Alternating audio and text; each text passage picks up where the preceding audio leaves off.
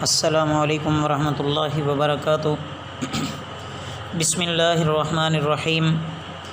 عزیز طلبہ، حدیث کے آج کے سبق میں ہم حدیث نمبر 19 شروع کر رہے ہیں۔ توجہ کیجیے۔ بسم اللہ الرحمن الرحیم۔ عن انس رضی اللہ تعالی عنہ ان النبی صلی اللہ علیہ وسلم قال، حضرت انس رضی اللہ تعالیٰ عنہ سے مروی ہے کہ رسول اللہ صلی اللہ علیہ وسلم نے ارشاد فرمایا، قال یخرج من النار من قال لا الہ الا اللہ، دوزخ میں سے وہ سب لوگ نکال لیے جائیں گے جنہوں نے لا الہ الا اللہ کہا، وکان فی قلبہ من الخیر ما یزن شعیرۃ، اور ان کے دل میں جو کے دانے کے برابر بھی بھلائی تھی، ثم یخرج من النار من قال لا الہ الا اللہ وکان فی قلبہ من الخیر ما یزن برۃ، پھر وہ لوگ بھی نکال لیے جائیں گے جنہوں نے لا الہ الا اللہ کہا اور ان کے دل میں گندم کے دانے کے برابر بھی بھلائی تھی، وکان فی ثم یخرج من النار من کان لا الہ الا اللہ وکان فی قلبہ من الخیر ما یزن ذرۃ، اور اس کے بعد وہ لوگ بھی نکال لیے جائیں گے جنہوں نے لا الہ الا اللہ کہا اور ان کے دل میں ذرہ برابر بھی بھلائی تھی۔ عزیز طلبہ، اس حدیث مبارکہ میں لا الہ الا اللہ کہنے سے مراد دین اسلام قبول کرنا ہے اور اس کا اقرار کرنا ہے۔ اگر جو لوگ ایمان والے ہیں انہوں نے کلمہ پڑھا ہے اور بالآخر آخری درجہ جو ہے ان کے دل میں ذرہ برابر بھی اگر نور ایمان ہوا تو وہ بالآخر نکال لیے جائیں گے۔ یہاں جو 3 جگہ خیر کا لفظ آیا ہے اس کا ترجمہ ہم نے بھلائی سے کیا ہے۔ بہرحال یہاں خیر سے مراد نور ایمان ہے۔ عن عمرو بن العاص رضی اللہ تعالی عنہ قال، حضرت عمر بن عاص رضی اللہ تعالیٰ عنہ سے مروی ہے، فرماتے ہیں، لما جعل اللہ الاسلام فی قلبی، جب اللہ تعالیٰ نے اسلام لانے کا خیال میرے دل میں ڈالا، اتیت النبی صلی اللہ علیہ وسلم، میں رسول اللہ صلی اللہ علیہ وسلم کے پاس آیا، فقلت، میں نے عرض کیا، ابسط یمینک، اپنا ہاتھ بڑھائیے، فلا ابایعک، تاکہ میں آپ سے بیعت کروں۔ فباسط یمینہ، آپ صلی اللہ علیہ وسلم نے اپنا دایاں ہاتھ آگے کر دیا، فقبضت یدی، میں نے اپنا ہاتھ کھینچ لیا، فقال ما لک یا عمر، فرمایا عمر تمہیں کیا ہوا؟ قلت، میں نے عرض کیا، اردت ان اشتری، قال تشتری ماذا، میں نے عرض کیا میں ایک شرط لگانا چاہتا ہوں۔ آپ صلی اللہ علیہ وسلم نے فرمایا تم کیا شرط لگانا چاہتے ہو؟ قلت، میں نے عرض کیا، ان یغفر لی، یہ کہ میری خطائیں بخش دی جائیں۔ قال، آپ صلی اللہ علیہ وسلم نے ارشاد فرمایا، اما علمت یا عمر، اے عمر کیا تمہیں معلوم نہیں ہے،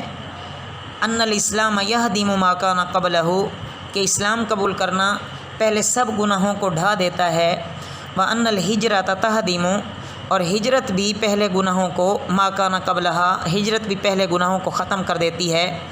وان الحج یہدم ما کان قبلہ، اور حج بھی پہلے گناہوں کو زائل کر دیتا ہے۔ مطلب یہ ہے عزیز طلبہ، 2 باتیں یہاں خاص طور پر قابل ذکر ہیں کہ ایک یہ کہ اسلام لانے اور ہجرت کرنے یا حج کرنے کی یہ تاثیر اس صورت میں ہے کہ یہ پہلے والے تمام گناہوں کو ختم کر دیتی ہیں، جبکہ یہ کام صدق نیت اور اخلاص کے ساتھ کیے جائیں۔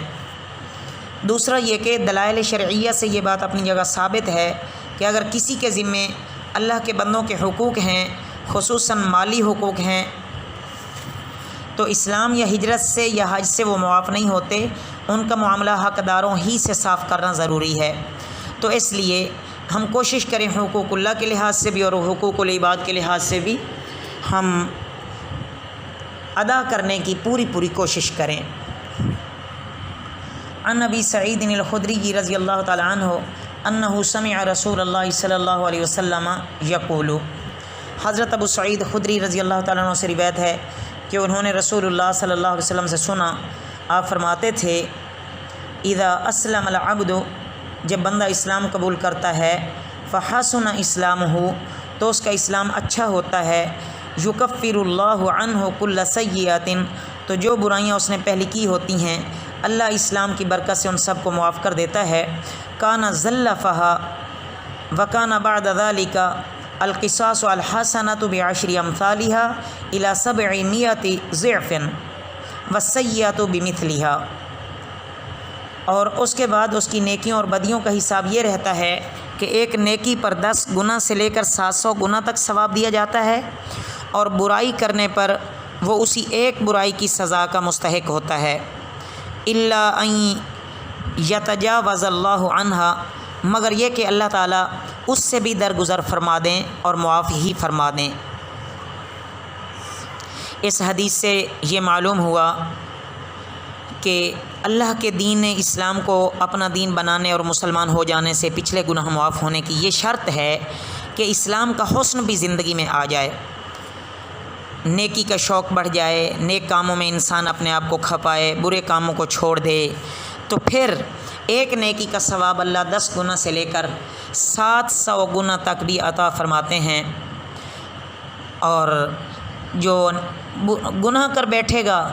اگر گناہ کا گناہ بھی ملا لکھا گیا تو ایک ہی گناہ لکھا جائے گا، ایک ہی برائی لکھی جائے گی، اور اگر اللہ معاف کر دے تو اللہ تعالیٰ سے تو کوئی پوچھنے والا نہیں ہے نا عزیز طلبہ۔ ان عمر رضی اللہ تعالیٰ عنہ قال قال رسول اللہ صلی اللہ علیہ وسلم امرت ان اقاتل الناس حتی یقولوا لا الہ الا اللہ۔ حضرت عمر رضی اللہ تعالیٰ عنہ سے روایت ہے کہ رسول اللہ صلی اللہ علیہ وسلم نے فرمایا، مجھے حکم ہے کہ میں لوگوں سے اس وقت تک جنگ جاری رکھوں جب تک کہ وہ لا الہ الا اللہ کے قائل نہ ہو جائیں۔ فمن قالہا، پس جو شخص لا الہ الا اللہ کہہ لے، فقد عصم منی، تو اس نے اپنا مالہ و نفسہ، تو اس نے اپنا مال اور اپنی جان مجھ سے محفوظ کر لی، الا بحقہ و حسابہ علی اللہ، سوائے اس کے حق کے اور اس کا حساب اللہ کے سپرد ہے۔ مطلب یہ ہے عزیز طلبہ کہ جنگ کا مقصد اس کے سوا کچھ نہیں ہوتا کہ اللہ کے بندوں کو اس کی بندگی کے راستے پر لگا دیا جائے بس، اور ان کو ہمیشہ ہمیشہ کے عذاب سے مستقل نجات دلائی جائے۔ لہٰذا جو کوئی اللہ کے دین کو قبول کر لے اور اللہ ہی کی بندگی کا اقرار کر کے اس کے مقرر کیے ہوئے طریقہ زندگی کو اپنا دین بنا لے، اس کے جان اور مال کو ہماری طرف سے بالکل امن ہے۔ الا بحقہ کا مطلب یہ ہے کہ البتہ اگر اس نے اسلام اختیار کرنے کے بعد ایسا جرم کیا کہ خود اللہ کے قانون کا تقاضا اس کی جانی یا مالی سزا دینے کا ہوا، تو اللہ تعالیٰ کے حکم کے مطابق اس کو سزا ضرور دی جائے گی۔ اللہ رب العزت ہمیں دین اسلام کا صحیح روح عطا فرمائیں اور ہمیں ہمیشہ اسی دین اسلام کی خدمت کے لیے مرتے دم تک اللہ قبول فرما لیں۔ وما علینا الا البلاغ المبین۔